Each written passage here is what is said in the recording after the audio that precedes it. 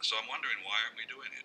Yeah, and who's to say that we're not at some level? You know, I mean, Right. I've been hearing quite a few people exposing a lot of what I know. Some people say, "Oh, those are just conspiracy freaks and stuff like Right. that." But listen, there has been a tremendous evidence of suppressed information. Okay, That's so right. anybody who does not know that is just not in touch with reality.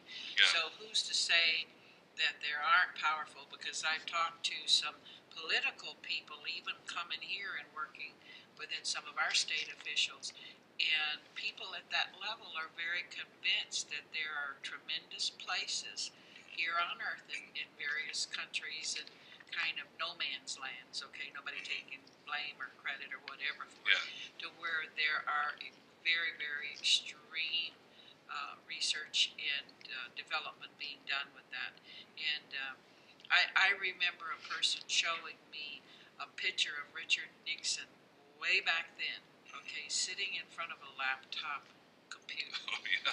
Wow. And listen, there was nobody in technology talking about laptop computers. Wow. So to Yeah. say at what level some people have, access to this, and listen, if you, this wonderful, you know, just very, very stable person can sit and allow your genius of mind to just explore these, I can't believe that somebody with a bigger agenda than just to inform isn't out there doing it too. You know what I'm saying? Yeah. So maybe, the reason we aren't told of the visitors and all the other things that I'm listening and just being watchful of here, that we're trying to be kept in the dark and the ignorance of that, says, okay, again, we are the expendables, and, the more that we don't know, the easier we are manipulated and we're in the game. You know what I mean? Yeah. So for me, what you're saying makes it so advisable,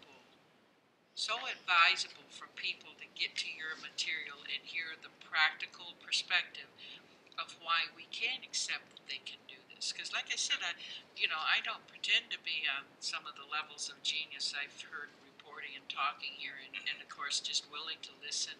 And my curiosity lets me be open to anything. You know what I mean?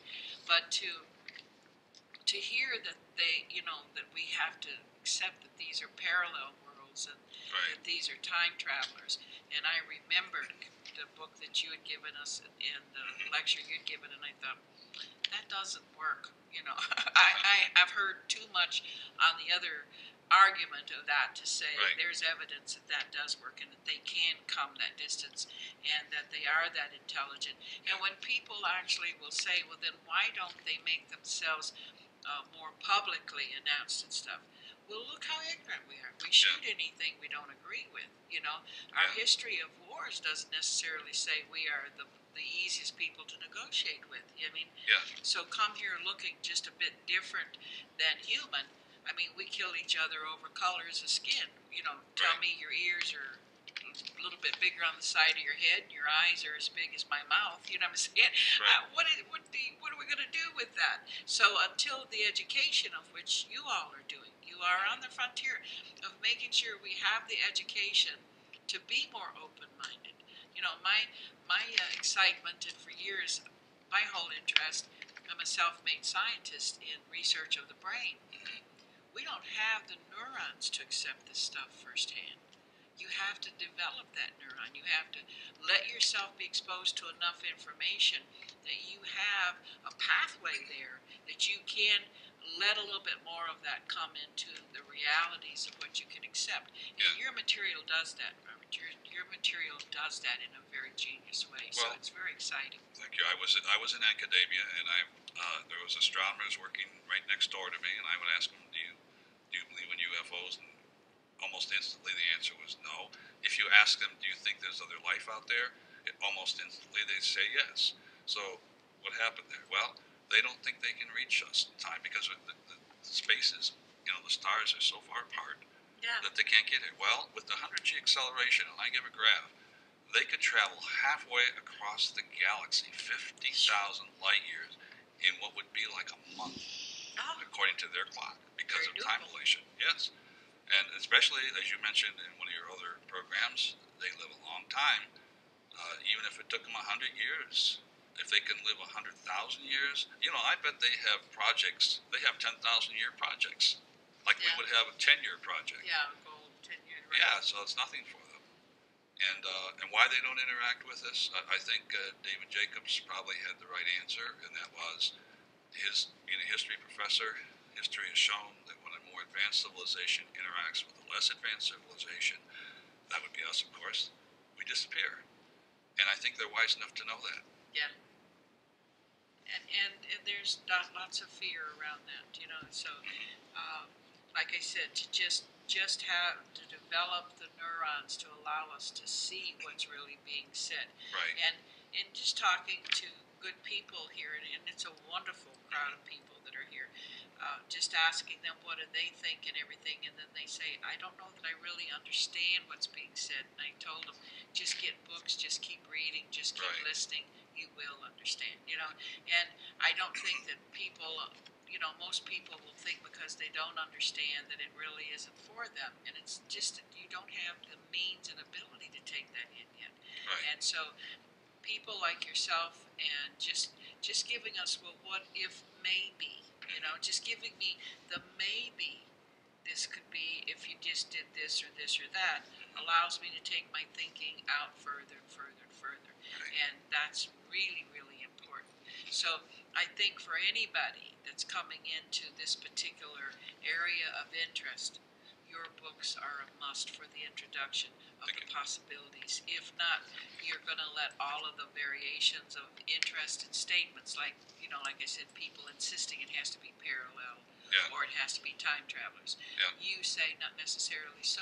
I don't deny that. That, but I figured if I can explain it using conventional wisdom, if you will, science. That doesn't mean it doesn't happen the other way. But at least I can attract people who won't be turned away if I start using interdimensional travels or things like that. And it's like I say on these interviews, being from a people on my mother's side, my people are Cherokee. Yeah. And we just naturally are raised to accept and believe that our genealogy, our DNA comes from the Pleiades. So we see what's called aliens as ancients. We don't call them alien. We know that they look different. We know, you have the Hopi people who tell the story of the ant people who brought them up from the center of the earth and out of the caverns, and then when you listen to a logical scholar amongst them that says there was a time when the crust of the earth was so heated and so turbulent, life on the surface of the planet wasn't advisable. Yeah. But then there was life birthing itself in the very skin of the mother, and in those caverns, and then they were called when it was time that they could survive to come up. That doesn't sound far out to me. Do you hear what I'm saying? It's just, Right. Well, as a matter of fact, my third novel, guess what the title is? What? Alien Log, Roman numeral 3, the Dulce Affair. You talk about caverns. Anybody that knows about UFOs and that type of thing would probably has stumbled across the Dulce base in New Mexico, which is an underground base. And my characters are going to find out what's down there. Yeah. And just under Kingman, we've been learning of how much the power of how they have laid just miles and miles under almost the whole state of fiber optics. Do you hear what I'm saying? Yeah. And just all kinds of research under there. That just talking to people who live there and people, military people who have retired there. Right. And then you hear this and you go, what? So like, you just can't poof anything. No, you got to keep an open mind. You really do. And for you to give us practical stability in it, I just so appreciate that. Well, so can you give people some information on how to actually get in touch with you and where to go? We'll put it, by the way, on the bottom of the picture that you're looking at here with me, but at the same time on the radio, we also want them to hear where that's at. Yes. My website is www.alienlog.com. If they go there, it'll show how to get in touch with me. You can go and hit the blogger tab and read all my blogs, similar to what we just discussed today. You can find out my events, what I have coming up as far as lectures or book signings, whatever. And if you want to purchase the book, that tab, and it'll take you right to Amazon or Barnes & Noble, and you can get either your paper book or any book. Simple. Yeah, it is. Now, give us that again.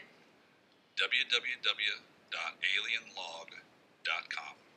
And this is Robert Farrell, and definitely check out his books.